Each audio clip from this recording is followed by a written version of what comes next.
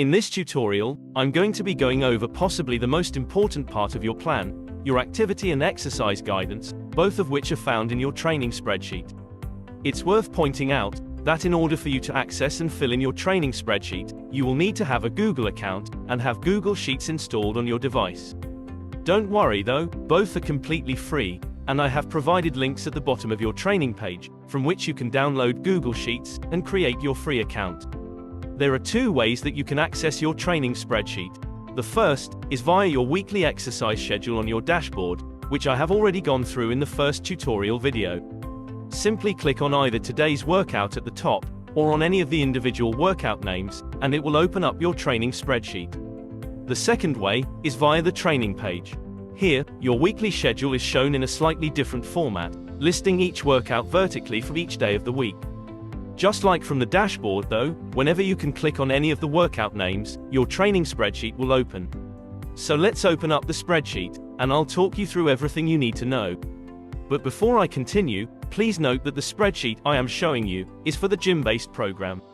The body weight program will look exactly the same, but there are some subtle differences, which I will point out when I get to them. The first thing I want to explain is that at all times, the only cells you will ever need to fill in and edit are white. All of the other cells that have been filled with a color are for informative purposes only, and in most cases, contain hidden formulas that are vitally important to the functionality of the spreadsheet. So I cannot stress enough, please avoid editing any of these cells.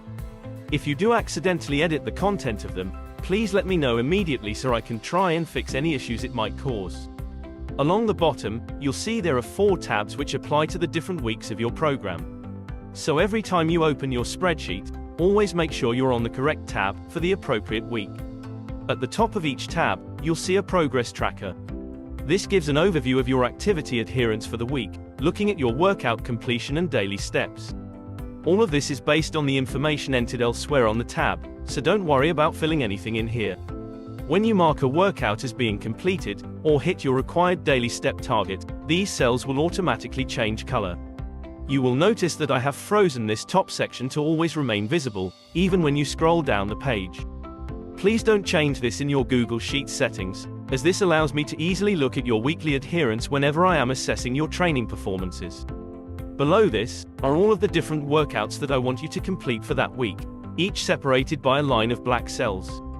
The far left column is the order of the exercises for that particular workout. Just like with your weekly schedule, feel free to change this and perform them in a different order, if your gym is too busy, to save you waiting around. If any of the exercises are labeled with a number and a letter, this means that you need to perform these multiple exercises as a circuit, only resting once you've completed all of the connecting exercises. For example, exercises 2A, 2B, and 2C would need to be performed back to back, with you only resting once you've finished the third exercise. You then repeat this full circuit again, for the prescribed number of times specified in the sets column. The second column is the name of the exercise, and next to this is a link to the demonstration video showing the correct technique you need to be using. The fourth column is the number of sets, or the number of times you need to be repeating an exercise or circuit for.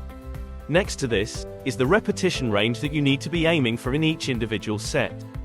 Please note, if you're following a body weight program, this column will instead be labeled target. And instead of giving you a range of reps to aim for, here you will see either a time followed by the acronym AMRAP, which stands for as many reps as possible, or you'll see the words hold until failure, which means you need to be holding a static position for as long as you can. Whichever target an exercise has, always make sure that you're training maximally and pushing yourself to failure. And then in the sixth column, you'll see the length of time that I want you to be resting for, in between each set.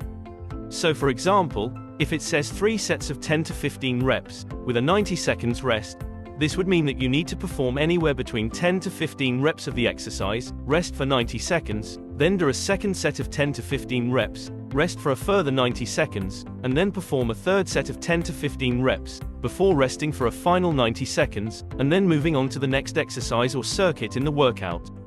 In every set, you should always be aiming for the uppermost number of the repetition range. And if you successfully reach this number, you would then need to increase the weight you're using for the next set. If in any set you fail to reach the lowest number of the repetition range, then you'd need to do the opposite, and reduce the weight you're using. However, if you reach failure within the desired repetition range, then you wouldn't need to change your weight at all, and you keep using that weight until you're able to reach the uppermost number. This combination of continually increasing and decreasing your weights, together with the constant pursuit of the uppermost repetition target, will ensure that your training intensity is always at the required level to maximize your progress. Then, if we move across to your last week's volume, here you will see the total volume you achieved in this workout last week. For gym programs, this is the total number of reps performed, multiplied by the weights that you used. So for example, if you did 4 sets of 10 reps with 100 kilograms, the total volume will be 4,000 kilograms. For body weight programs, your volume is more simple, and is either the total number of reps you performed or the total length of time you held an exercise for. Obviously for week 1, this column will be empty, but in weeks 2, 3 and 4, this column will be automatically calculated from the data you enter in the previous week. I'll come to why your training volume is important in a second. So if we move along to the white cells, this is where you need to be filling in your training stats. If you're following a gym program, you need to be filling in how many reps you performed and the weight you used in each set. And if you're on a body weight program, you need to be entering either the number of reps you performed or the length of time achieved for each set. As you enter all of your stats for each individual set, you'll see the volume automatically being calculated in the final column. This cell will then change color, based on whether or not this number is higher, the same, or lower than your volume in your previous week. It will change to red if it is less, remain cream if it is the same, or go green if it is higher. So why have I included this function, and why exactly is your training volume important? Well, if you can see your training volume increasing, then you will know that you're training hard enough to develop your strength, and improve your muscle mass and fitness. Personally, I would recommend using this information and the automatic calculations, to better plan your workouts, and make sure you don't waste any sets using weights that are too light. Enter the weights that you plan to use, and then enter some numbers in the repetitions columns, so you can see how many exactly you need to be performing, in order to beat your previous week's total volume. Once you've filled in all of the white cells with your training stats, click the down arrow and select Yes, to signify you've completed the workout. As explained earlier, this will then change the color of the corresponding workout in the progress tracker at the top of the tab, and update your weekly training adherence percentage accordingly. At the end of each day, you also need to be updating how many steps you've completed on this training spreadsheet. Beneath each day, you'll see a drop-down menu, where all you need to do is select the option that includes the number of steps you've taken.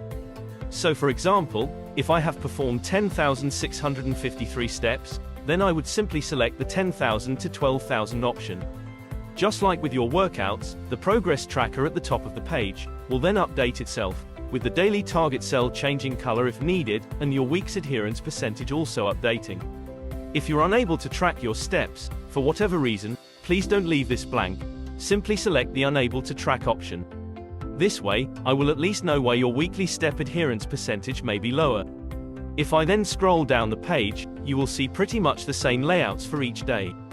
The only differences being the cardio and core workout, which I'll come to in a second, and any day that doesn't have a scheduled workout. On these days, all you need to do is update your daily step count. So now, let's take a look at the layout differences for the cardio and core workout. First of all, you'll see that the workout is split into 2 halves. In the top section are your cardio exercises, and then in the bottom are all of the core exercises. Please always perform the cardio exercises first, as these are the priority within this workout. For the cardio exercises, you'll notice some of the columns have different names. The first 3 are exactly the same, showing the order, exercise names, and video links as per all of the other workouts. But the 4th column, labeled type, will identify the style of cardio training. This will be either continuous or intervals. Continuous training means that you keep the same levels, speeds, and intensities throughout, for the entire length of time specified. One example of this would be the warm-up, whereas interval training will require you to adjust either the level, speed, or the intensity of the exercise for specific time intervals, which you would then repeat for a required number of sets. The time column is the total length of time you will be spending on that particular exercise. For all interval training exercises, the figure in this column will be the total length of time, adding together all of the different intervals. The interval columns will then tell you how long you need to be performing each specific interval for, as well as the intensity and/or level you need to be using. For all continuous training exercises, these interval columns will remain blank. The next column along, sets, refers to the number of times you need to repeat all of the intervals. For example, if the total time says 10 minutes, and then the interval columns say 30 seconds slow, 60 seconds fast, and 30 seconds rest, and then the sets column says 5, then you would need to perform all 3 intervals back to back a total of 5 times, until you've completed 10 minutes. As with the interval columns, for all continuous training exercises, this sets column will remain blank. Because there are so many variables for cardio exercises, it is nigh on impossible to calculate your training volume, so the 2 ways I will be monitoring your cardio performance is by your perceived difficulty of the exercise, and how many calories you burn. Your perceived difficulty requires you to simply select whether you felt the exercise was easy, moderate, or hard. For the calories column, all you need to do is enter the total number of calories that the exercise equipment says you have burned. Like with the total volume column, this cell will change color based on whether or not you beat the previous week's total. If the machine you're using doesn't provide you with a total calorie expenditure, simply leave this column blank. Please note, I don't actually care how many calories the machine thinks you've burned, and neither should you, as this figure has no direct influence on your actual progress. It is simply a monitoring tool that I can use to see if you're working harder in each session. As typically, if you use higher levels and go faster, then the calorie expenditure figure will increase. The core exercise section uses exactly the same columns and layout as all of the other workouts, so you simply need to fill this part in exactly the same way. That covers everything you need to know about your training spreadsheet. Just remember to make sure you're always filling in the workouts and step counts for the correct week by selecting the appropriate week along the bottom. The final thing I want to go over in this video is the exercise library page. So if I now go back to the client portal and open the exercise library from the left-hand menu. Here, you will find all of the videos that you can also view direct from your training spreadsheet.